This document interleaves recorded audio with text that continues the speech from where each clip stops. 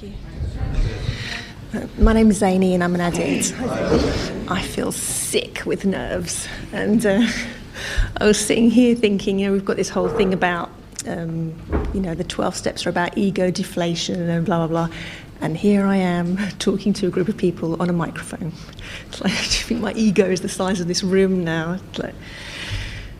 And I flip between my ego being the size of this room and feeling like something under somebody's shoe, which is, that's how it is for me, like balance. I just thought of something I heard in these rooms. I love a lot of the sayings that I've heard in these rooms, and one of my most favourite ones is, balance is the thing that I notice as I swing past it. Because I'm so not balanced, that whole thing about loads of drugs or now no drugs. And too much work, no work. Or, think I'm better than people or think I'm less than people. And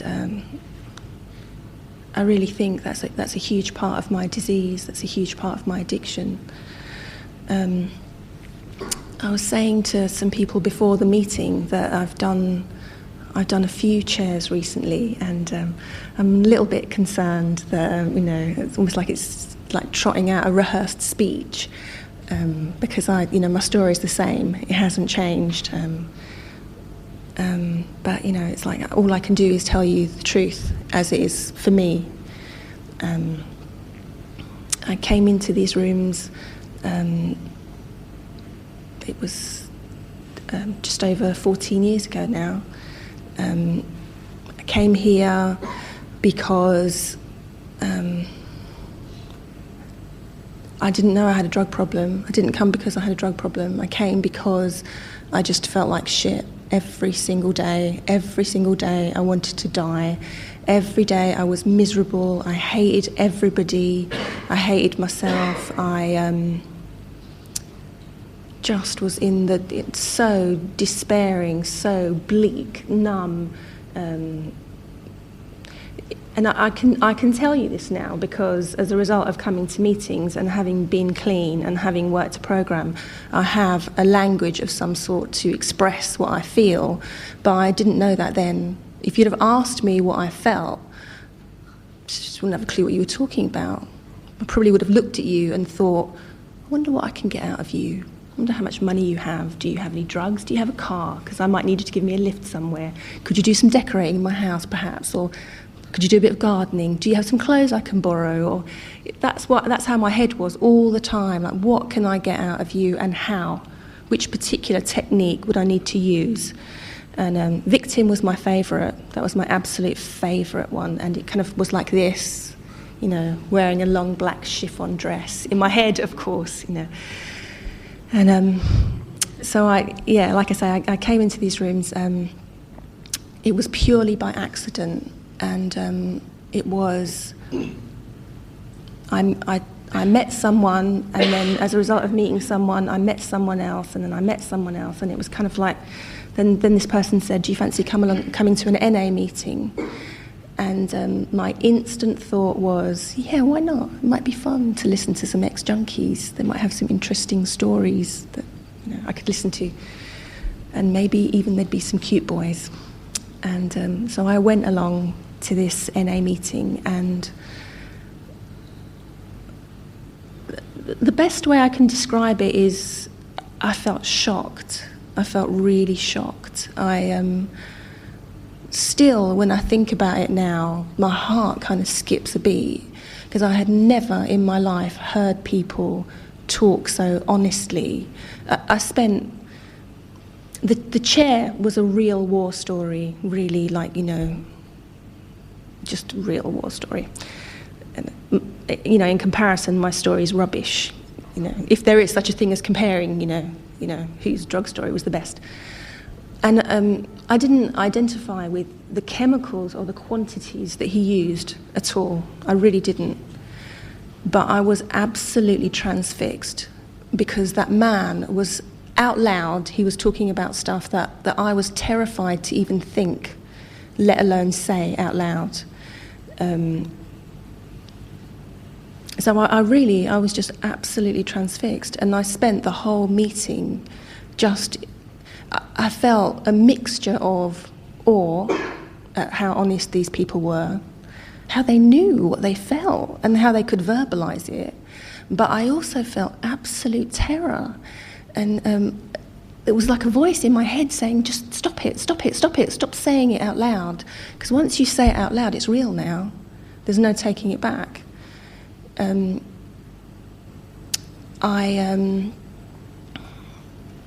When they did the keyring thing, my hand just automatically went up. And then there was this massive round of applause, and then I was hooked. Give me that external affirmation, any day, like bottomless pit. Just can never get enough, really.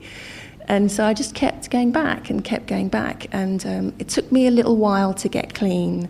It took me a little while to get my head around the fact that the drugs were the problem. I really still believed that the problems in my life were the problem.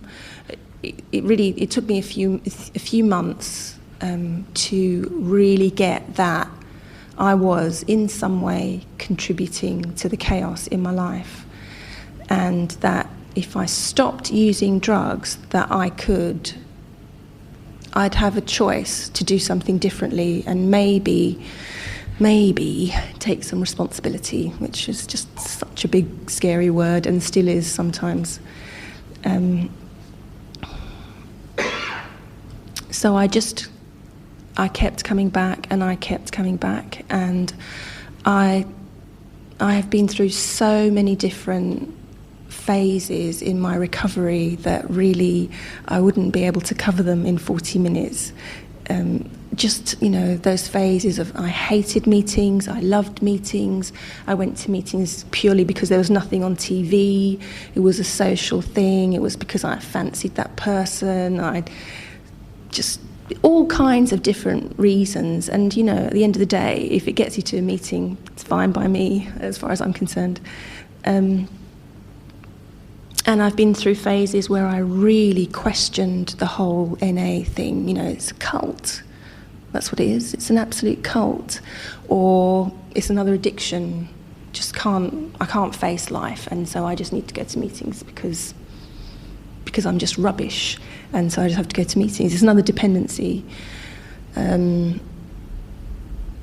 don't know, I've been through so many different phases, and I think the only thing that I don't question about NA, that I absolutely believe works, it's the steps. That's the only, I can go through phases where I really question, where I just do think, like what the fuck am I doing sitting here talking to you on a microphone? It sounds like some sort of stupid ego trip, like I'm on TV or something. It's like a chat show, or I can do that whole thing, and I can question the whole, where does the money go? I can do sponsorship. What is that? It's just ridiculous, Or but the steps is the only thing I just can't. I just can't fault them. And I have tried. I really have analysed the fuck out of them. And I'm sorry, I'm swearing. I've just got a little bit of an addiction to swearing. And I just can't fault them, Having said that, it took me a long time to surrender. It really did take me a long time. If I look back on my life, I would say, for me personally, and of course I can only speak for myself, my own experience, I believe I have been an addict ever since I can remember. My earliest memories are of addictive behaviours, always. And my understanding of addictive behaviour is that I have a tendency to do stuff that initially makes me feel better, and then it makes me feel crap. But I just keep doing it, and I keep doing it, and I keep doing it, and I keep doing it, and I keep thinking that this time it's going to make me feel better again, like it did the first time, and it doesn't, and I just keep doing it. And that's my understanding of addiction, and I don't know what the textbook definition of it is, but that's my understanding of it. And I've always done that stuff, always. If it was stealing money, I just had this flashback of spitting in books at school. Why? Why would anybody do that? Why? I don't know. I did. And Yeah, just suddenly I feel really exposed now, like I want to get under the chair. But I won't do that. But yeah, just always doing really strange things because they made me feel better initially. And I was not a nice person. That's the polite way of putting it. Before I picked up a drink or a drug, I was not a nice person. Having said that, I think for me, it's really important for me to differentiate between who I am as a human being and my behaviour. Because I think as a human being, I'm a good person, but my behaviour has at times and can still be really rubbish. Before NA, it was really, really rubbish. And the justifications for my rubbish behaviour were award-winning, I think. And now they can still be a little bit rubbish, but my justifications just don't stick anymore. And I'm quite quick to click out of the rubbish behaviour. So like I say, before I picked up a drink or a drug, I'm not one of these people that can sit and say that my life was fine and then I took drugs and then my life was rubbish, because my life was rubbish before and then I took drink and drugs and it got better temporarily, which I think that's why I got hooked. It was like the previous speaker was saying, it did initially make me feel better. When I found drugs, I became more confident, I was taller, my breasts were bigger, my bum was perter, I was more attractive, I just suddenly had this amazing education and I was really witty and all that kind of, stuff. And that's, if drugs didn't make me feel better, I would never have done them. But in the same breath, I have to say, if they worked, I would still be doing them. I wouldn't be sitting here. They stopped working, and what happened was, for me, I became more and more destructive and very abusive. I was a very abusive using addict, to myself and to other people. And like I said, I came into the rooms and it took me a while to really surrender. And what I found was that putting down the drugs was not enough. It really wasn't enough. I continued to be a crazy person. I continued to be abusive, and I had some very strange ways of doing things, but they were the only ways that I knew. And now I can look back and I can trace them back, and I can see that I never told anybody what I really thought or what I really felt, because nobody in my family did. It's that, it's a horrible analogy, but, if from the day you're born, you're taught to eat your own shit, you're going to think it's normal to eat your own shit, surely. So I thought it was perfectly normal to manipulate, lie, steal, cheat, and to use people. I really thought that's how you be. That is how you be. And it was only when I came into these rooms and started to mix with people and people were questioning their behaviour, I'd start to think, oh yeah, maybe that isn't a good way of being. Maybe I could do it differently. And it was a very slow process for me. I really admire people who come into the rooms and just get it. Thankfully, I got the first part of step one quite quickly. I got that I was powerless over drugs quite quickly. I didn't really get the thing about my unmanageability, and I really didn't get the spiritual principles behind step one, which my experience of having worked step one and what I'm told are acceptance and surrender, and I'm sure there's others, but those are the two that come up for me when I think of step one and when I work step one. And the acceptance is, for me, simply, I haven't got a fucking clue how to do it. That's my, and the surrender of just saying, can you help me? Because I don't know how to do life. I don't know how to be. So could you please help me? And initially that was absolutely terrifying for me, because I grew up in kind of like, my sister puts it really well. She says it was like we kind of brought each other up, but it was a bit like being brought up by wolves in the wilderness. It was like nobody had a clue how to do anything. And it wasn't because they were mean, it was because my parents didn't have a clue. And it wasn't because they were mean, it was because their parents didn't have a clue. And so how can you teach somebody how to love themselves, or be loving, or understanding, or accepting, or nurturing, if you don't know how to do those things? It's not possible. You know, I couldn't teach somebody how to fly a plane. I don't know how to fly a plane, so I can't. And then this, you know, obviously having, or not obviously, but for me now it is, looking back, obviously, having got to that place of surrender, the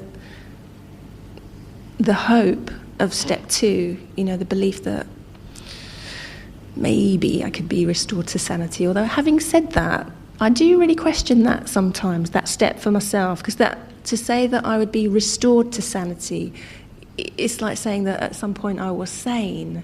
And I honestly can't ever remember being sane.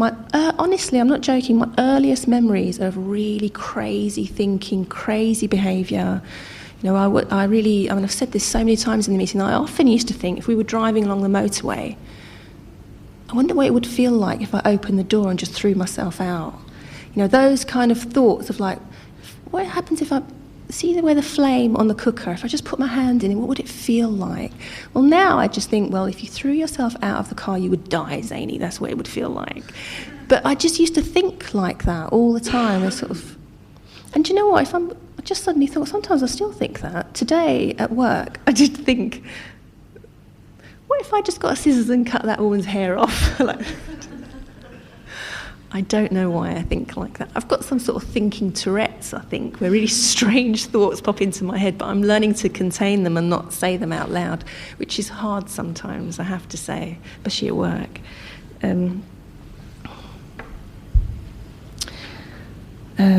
Just thinking about step 3 and what that means to me. To turn my will and life over to the care of God, I had to do a lot of work on that. I grew up in a very strict Muslim family, and God was all about punishing me for things I did or didn't do. And every other word that came out of my mum's mouth was, you're going to burn in hell, or, you know, like God's going to punish you.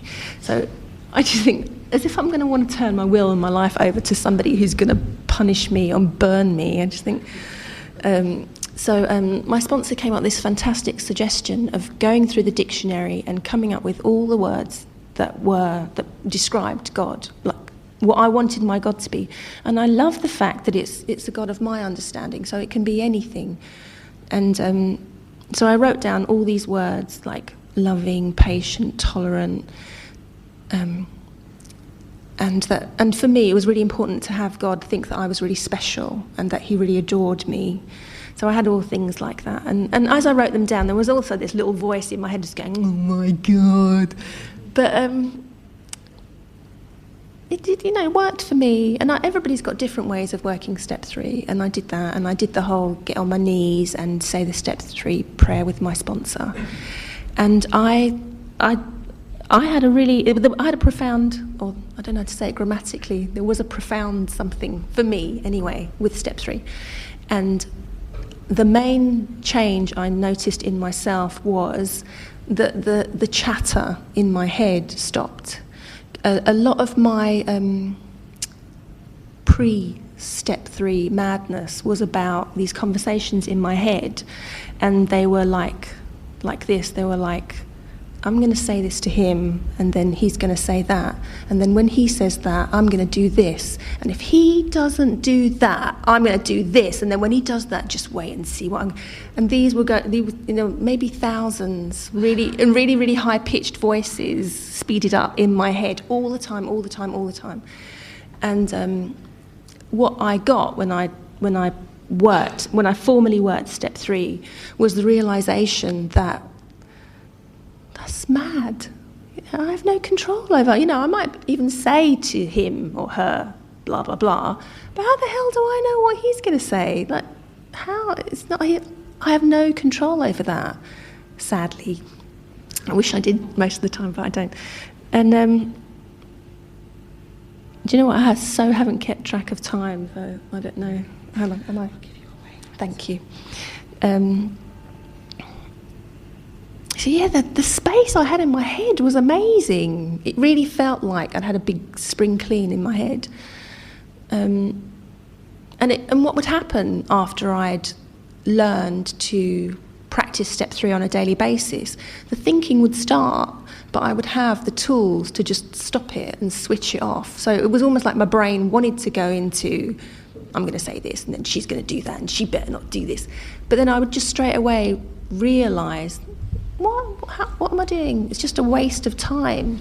It's almost like another form of using this need to control the outcome, or thinking that I can control the outcome, which I never did. And also the other thing that I really got from step 3 was the realisation that whenever I did manipulate a situation in an attempt to control the outcome, it would always go rubbish. It would never work out the way I wanted. In fact, it would always cause me pain. And what I also learned was that when I actually surrendered a situation to God, to the God of my understanding, it would always work out 1,000,000 times better than I could ever have dreamed, always. And like 1,000 other doors would open, which would work out 1,000,000 times better than I'd ever dreamed. The step 4, my first step 4 I did a life story. And I know that for some people that's fine. For me, it was rubbish. It was, and like I said, I've said it 1,000 times, it was the script of a B movie, and I was the main victim. And it was all about, he done that to me, and then she done that to me, and if they never done that to me, I would never have had to do that to them, so it's their fault. See, I didn't do anybody any harm. I don't have any defects of character. I was just really hurt by these people. So it was for somebody like me who has a tendency towards self-pity, like fuck me, self-pity like this. So it's not a good idea for me. It wasn't a good idea for me, and I don't recommend that for my sponsees either. I did the columns one, which just made so much sense, because it's almost like, having done the columns, then I've got a list of defects for 6 and 7, and I also have, like, from the first column, I've got my list for step 8. So I like shortcuts. So it's a kind of good way of getting the most out of it, really. And my understanding of step 4 to begin with was also very confused. My initial understanding of step 4 was that it was about looking for what I had done wrong and how I had been bad, or what they had done wrong and how they had been bad. And then having worked a step 4 and now learned to use an inventory, I realised that it's just about taking responsibility. It's about I just look at a situation in a more objective way, and then I look at the part that I played in it, and then I have some choice over like, did that behaviour work? Yes or no. If it worked, do it again. If it didn't, apologise and try and do something different. But I really make an effort to stay away from judgment, because I've really found that judgment is such a waste of time, and it keeps me stuck in that behaviour. So if I notice that I do a behaviour and then I judge it, that's the best way to keep me stuck in that behaviour. The best way for me to change a behaviour is to have a massive dose of acceptance around it, and almost like to sort of play with it. So if I catch myself bitching someone, I'll just go, I was bitching that person. Instead of going, oh my God, I'm bitching them again, my recovery is rubbish, and blah, blah, blah, which I can do that one as well. But that's like another addiction I've noticed, that sort of like gossipy bitching thing, where I can get a real hit out of bitching other people or bitching myself. And what I got in step 4, when I really looked at the whole bitching thing and the gossip, when I first realised that I did this, I was so embarrassed. the realisation was, the reason I bitched was basically what I was saying was to you. I was saying, could you please like me more than them? Or could you please love me? Or, because really what I'm saying is they're rubbish, I'm good, like me more. And when I really started to I just thought, oh my God, could that be more childish? This is what I found that's amazing about the steps. It's like when I get an understanding, it's almost like it's impossible to slip back into the behaviour because it's just too embarrassing. It's just so obvious after a while. And also what I want to say about step 4 is it says a searching and fearless moral inventory. I really think that it's important to remember that it's my searching and fearless moral inventory. They're my morals. So, and it was a process of discovering what my morals were as well. Like there are certain things that some people think are okay to do, and that's fine, but it's what I feel is okay. Like there's certain things that, like when I did the sexual inventory, as that came out of my mouth, I thought, why are you talking about that now? Take it back. Like I come from Cypriot culture. And in my culture, it's very much, you get married young, you're a virgin when you're married, and you sleep with your husband, and you don't sleep with anybody else ever. And although I was brought up in this culture, I think there was quite a lot of confusion for me. And so when I did the inventory, what I realised was that I was judging myself from a Cypriot point of view around my sexual conduct. And what my sponsor helped me realise in step 5, with a lot of humour, that in my culture, I'm practically a virgin. No, sorry, that's the wrong way. In this culture, I'm a virgin, but in my culture, I would be considered a whore because I've slept with more than one person. So, so it was good for me to really look at that stuff. And steps 6 and 7, they absolutely terrified me. Partly because I had so much denial around having any kind of defect or shortcoming. I think I was just really, really scared. I was just so scared to admit that I participated in any of the stuff that had gone wrong in my life, or that I could participate in any way, because I could get so caught up in blame and judgment. There's a fantastic bit in that, I think it's right at the end of the Green and Gold Step Working Guide, and I'm really rubbish at quoting literature, so forgive me if I get it wrong, but it's a bit like, what is the defect? How does it manifest itself? When do you act on it? How does it affect other people? How does it affect you? And what is the spiritual principle that can counteract it? And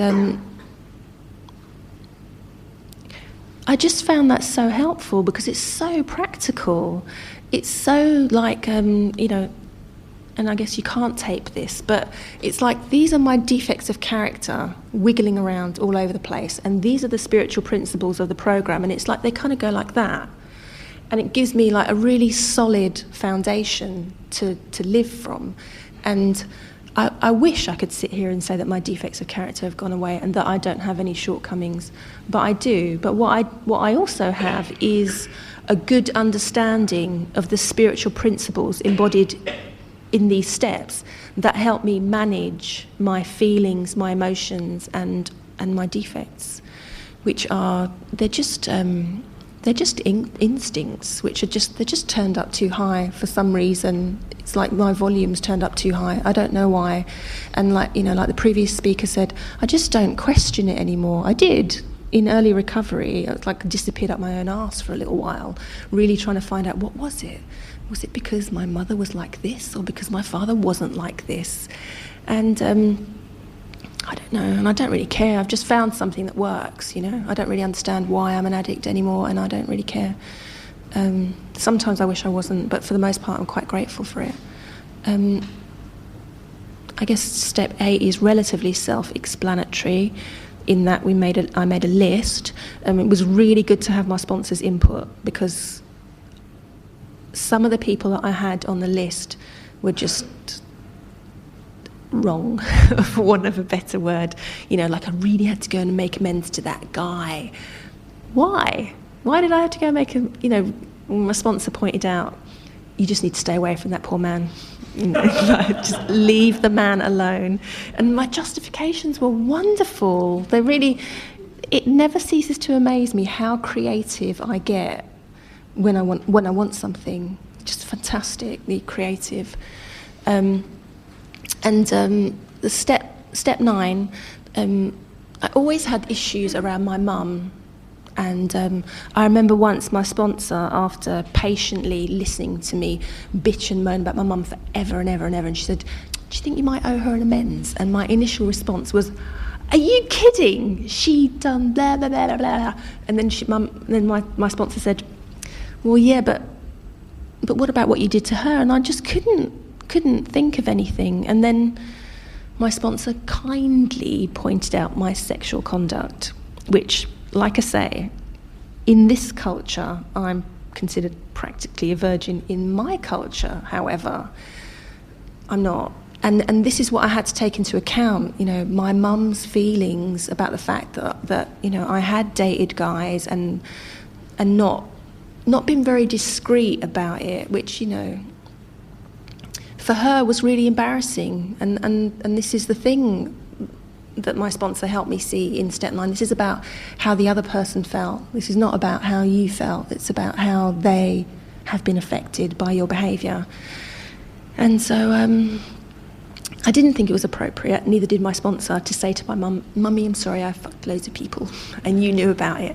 So basically what I did was I changed my behaviour, just didn't flaunt it in her face, really, and just made more of an effort to be kinder to her, because once I started to see that stuff, that it was about how she was affected by my behaviour, my feelings around her changed.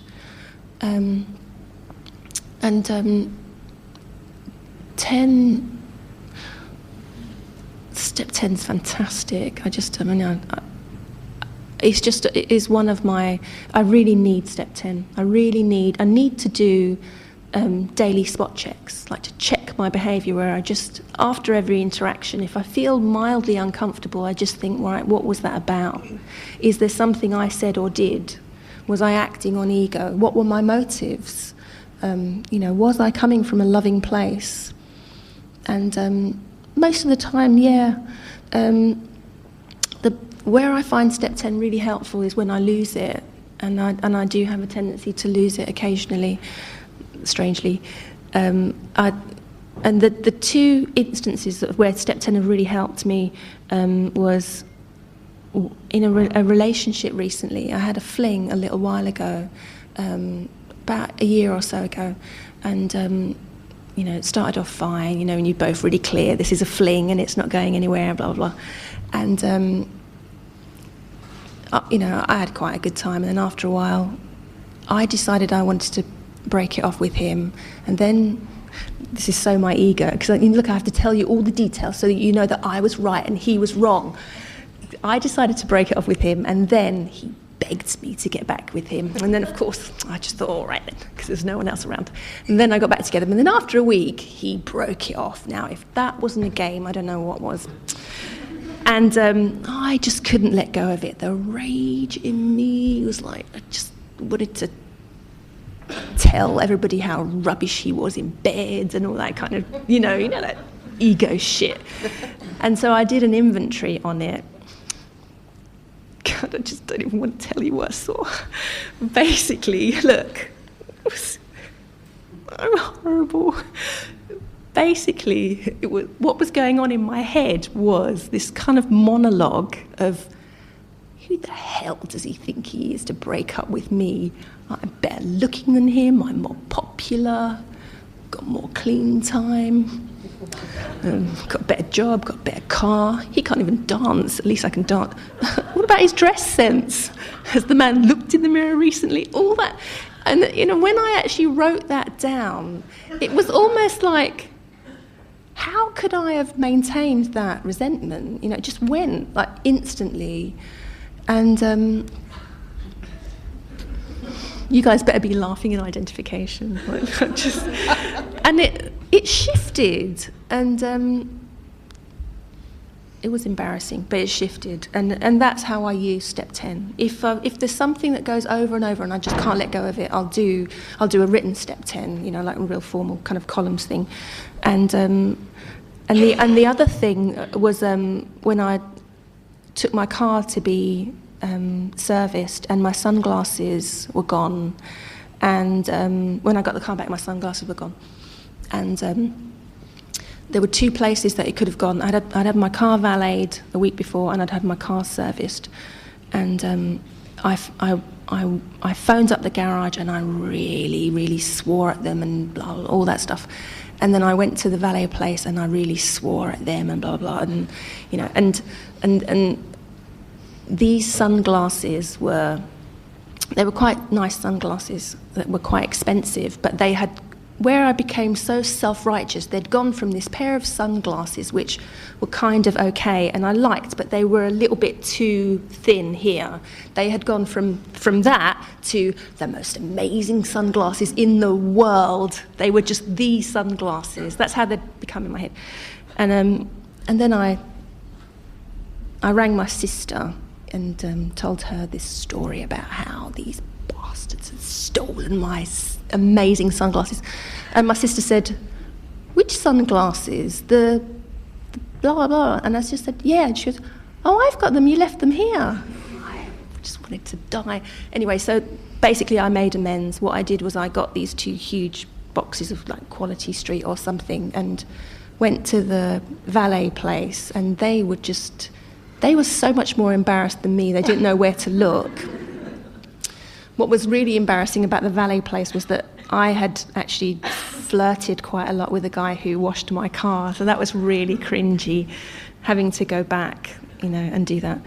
And the garage place, that was really embarrassing, but it was also very empowering, that experience, because when I took the chocolates, it was like something out of a film on telly where the word went round that mad lady's here, that mad lady's here, that mad lady's here, and they all came out, and before I knew it, there was it felt like a stadium of people watching me. There were probably about 30, and they were all standing around, and then I gave them, I said, "I'm really sorry, the glasses turned up."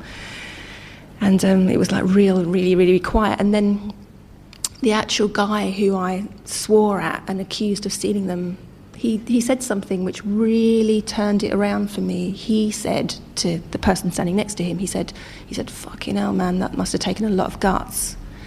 And I really heard that. It really went in, and I just really thought, yeah, it did fucking take a lot of guts, actually. It really did. I would never have had to go back to that garage. I didn't have to, but I chose to because it doesn't sit right with me anymore. Thank you.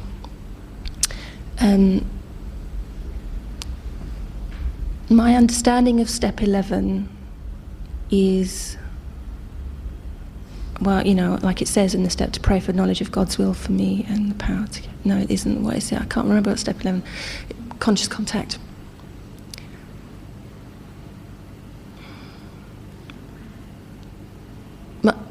The abbreviated version of it is, there's a little thing that I read somewhere in some daily readings thing, that what is the best and most loving thing I can do for everybody concerned? And that's it, really. That's my sort of step 11 mantra. Because when I was using, and also before I worked the steps, my mantra was, how can I get what I want? And my understanding of step 11 is, yeah, like I say, repeating myself, but what is the best and most loving thing I can do for everyone concerned, not just for me, for everybody concerned. And what I've realised as a result of working it is that if I go for what's for the highest good of everyone, it is actually for the highest good for me as well. And I don't know, I love step 11. It's one of my most favourite ones, and I really, really work it around relationships. I really work it around my relationship with my son, and that's just changed so much, having worked that with him. Instead of trying to control him and trying to get him to be what I want him to be, to try and be with him in whatever he's in, wherever he is, just to respect that He is wherever He is. I feel like I always say this about Step 12 because it's always my experience of Step 12. This, having had a spiritual awakening is amazing. Of course it's amazing. I was asleep. I spent most of my life in a kind of coma-like state, and I feel like I've woken up in recovery. And in some ways I feel like I've been dragged kicking and screaming into reality, into adulthood. The hardest part of Step 12 is practicing these principles in all my affairs. Not just in meetings, not just with my sponsor or with my sponsees, but with everybody, with the people at the garage, with my ex-husband, with my ex-husband's wife, who's just strange, with people that I find a bit strange. Practicing these principles, which for me means to be loving, to be tolerant, to be honest, to the best of my ability, because my concept of honesty changes every day. What I believed to be true yesterday may not be what I believe to be true today. It is an ongoing process, and it's like a constant awakening. Like they say, there is no place of arrival. Thank God, it keeps going. I would love to sit here and say that having worked the steps, everything in my life is fine, and like I'm sure everybody knows, being clean and sober, having worked a program, doesn't make us exempt to having feelings or exempt to life, but what it has given me is the ability to manage my life, the ability to manage who I am, because it's a bit like left to my own devices, I am really not very well. Like, I am quite a crazy person, as people who know me know. Like, I just have some really strange ways of thinking and some really strange ways of doing things. But with the program and with the ability to take direction and listen to people, it's changed. It really has changed. I've changed it, with the help of my higher power, my sponsor and people and stuff, but I have changed it and continue to change it, and I guess that's me. Thank you. Thank you very much.